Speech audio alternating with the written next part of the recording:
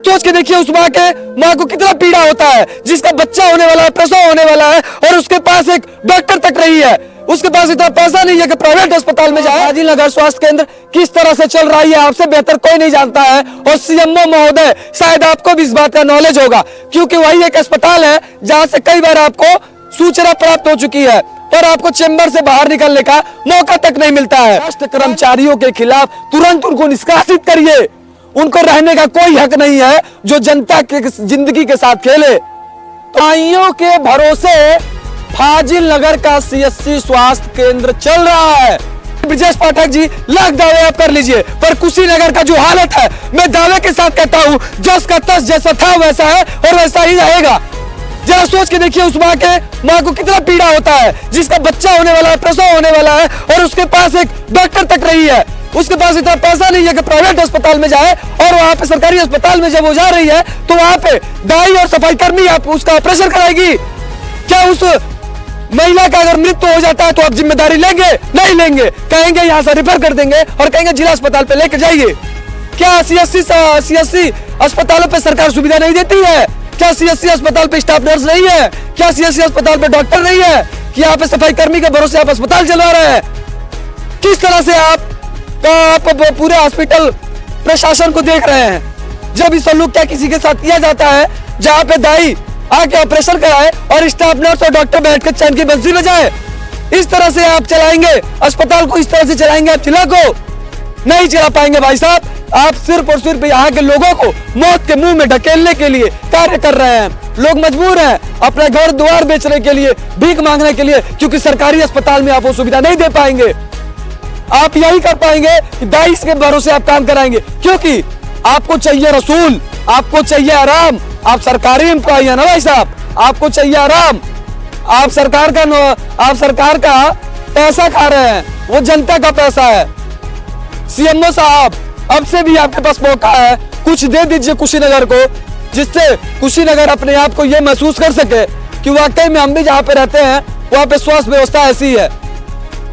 उत्तर प्रदेश के जो स्वास्थ्य मंत्री है ब्रजेश पाठक जी, मैं आपसे अनुरोध करता हूं कि इस मामले पे अपना सक्रिय भूमिका दिखाइए और एक बार जांच करा लीजिए और देख लीजिए कि ओपीडी कक्ष में कितने डॉक्टर मिलते हैं। एक बार देख लीजिए कि प्रसव कक्ष में कितने डॉक्टर मिलते हैं, और सिर्फ आपको वहां पे कुछ मिलेंगे तो आपको वहां के जो सफाई कर्मी है वो मिलेंगे, जो वार्ड बॉय है वो मिलेंगे। क्यों ऐसा कर रहे हैं आप? क्यों जनता के साथ खेल रहे हैं आप? हम कितना गला फाड़ेंगे जब तक यहाँ के सीएमओ टाइट नहीं होंगे और उस उमा शंकर नायक को टाइट नहीं करेंगे, तब तक कुछ नहीं ठीक होने वाला है।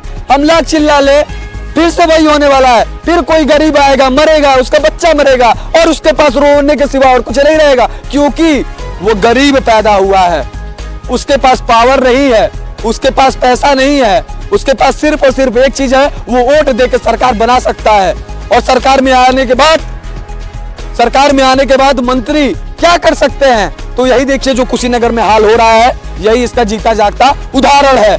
तो महोदय, वीडियो बनाने के पीछे का कारण आप समझिए और कहीं ना कहीं उन भ्रष्ट कर्मचारियों के खिलाफ तुरंत उनको निष्कासित करिए। उनको रहने का कोई हक नहीं है जो जनता के जिंदगी के साथ खेले। वीडियो को शेयर करिए, वो बटन तब तक दबाइए जब तक उस पीड़िता को जितना ऑपरेशन हो चुका है उनको न्याय न मिले, जब तक निष्कासन न हो तब तक शेयर बटन को दाबिए और दिखा दीजिए कि हम कुशीनगर के जागरूक जनता है। हम चैन से तुम्हारे काले कर्म को देखेंगे नहीं, तुम्हारे खिलाफ सख्त आवाज उठाएंगे और तुमको उल्टा करके सीधा कर देने का काम करेंगे। तो जिम्मेदारी उमा शंकर नायक जी आपका किस प्रकार बनता है? ओपीडी के कक्ष में आपको ढूंढा जाए तो आप शायद वहां से लापता साबित होंगे, और आप ही नहीं, आपके अस्पताल में लगभग आधे से ज्यादा डॉक्टर गायब होंगे। उसका जवाबदेही आप नहीं दे पाएंगे, क्योंकि आप रसूल वाले आदमी हैं। आपका रसूल चलता है और आपकी तानाशाही चलती है। पर स्टाफ नर्स वहां पे, डॉक्टर वहां पे सिर्फ और सिर्फ वेतन लेने के लिए है। बाकी जो कार्य है वो अंगूठा टेक दाई करेगी। क्या आपके संज्ञान में है या नहीं है, ये आपको बखूबी पता है। पूरा फाजिल नगर स्वास्थ्य केंद्र किस तरह से चल रहा है आपसे बेहतर कोई नहीं जानता है। और सीएमओ महोदय शायद आपको भी इस बात का नॉलेज होगा, क्योंकि वही एक अस्पताल है जहां से कई बार आपको सूचना प्राप्त हो चुकी है और आपको चेंबर से बाहर निकलने का मौका तक नहीं मिलता है। कानून धन्यवाद, बन रहे हमारे साथ और देखते रहिए मानस धारा। धन्यवाद।